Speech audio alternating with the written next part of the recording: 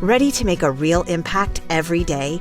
Join the Active Day Home Care team and help clients maintain their independence in the comfort of their own homes. Make a difference in someone's life as you provide essential daily assistance and protect their health and happiness. Earn up to $20 an hour and enjoy additional perks like optional daily pay, 401k, paid time off, ongoing educational training, and more. Join a team that values care, compassion, and your professional growth. Visit activeday.com to apply. Okay, welcome back. Time for another deep dive, and today we're unpacking a pretty unique stack of sources. Yeah, it's not your usual articles or anything. We've got a list of search terms. Exactly, raw search terms that people were actually typing in during that really intense Knicks versus Pacers NBA playoff series. It's fascinating, like a direct look into what fans were thinking right in the moment. Right. So our mission here is basically to use these searches as a kind of window.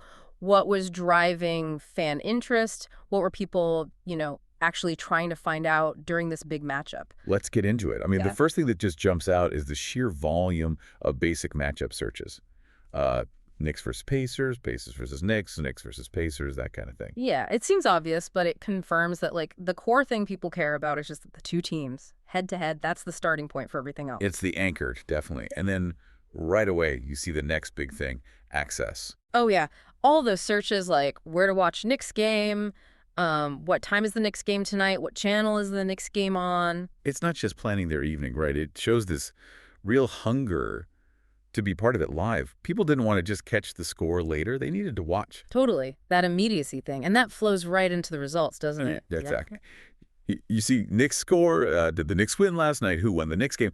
It's that constant need for the immediate outcome. In a playoff series like that, every single game feels huge, like survival almost. And the search data just mirrors that anxiety, tracking it game by painful game for some fans, I bet. Okay, so we've got the main matchup, the need to watch live, the instant results, but then it gets more specific, right? Players. Oh, absolutely. That's the next layer. You see tons of searches for specific names. Tyrese Halliburton stats, obviously Jalen Brunson, Mitchell Robinson, OG Anunoby. Even guys like Ben Shepherd.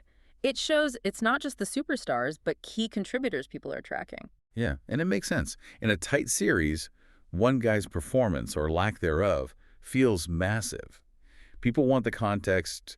Okay, Brunson scored a lot, but how does that compare? Or maybe why isn't Mitchell Robinson playing as much? Which connects directly to searches like Pacers injury report or specific player injuries. Right. Player health and individual stats. Fans clearly see those as the things that could swing the whole series. It's really interesting how we follow the game now, isn't it? It really is. It's like we follow these individual stories, these player narratives, almost as much as the team versus team story. It becomes a collection of battles within the war, kind of. And those narratives look forward, too. You see Knicks versus Pacers next game or Knicks versus Pacers schedule. As soon as one game ends, bang, people are on to the next one. Following that story arc, wanting to know when the next chapter drops. For sure.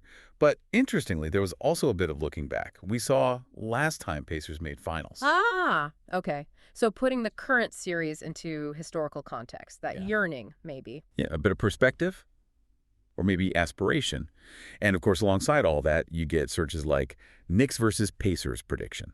People want to know what others think, how the experts see it playing out. So when you pull it all together, this dive into the searches, it paints a pretty clear picture of the fan mindset, doesn't it? I think so. You've got the basic matchup interest, that urgent need for access and results, then this really intense focus on key players, their stats, their health, and always looking ahead. Sometimes looking back, too. It seems like the complexity of a 7-game series often gets distilled down to these, very specific, trackable things for fans. Right. Who's playing?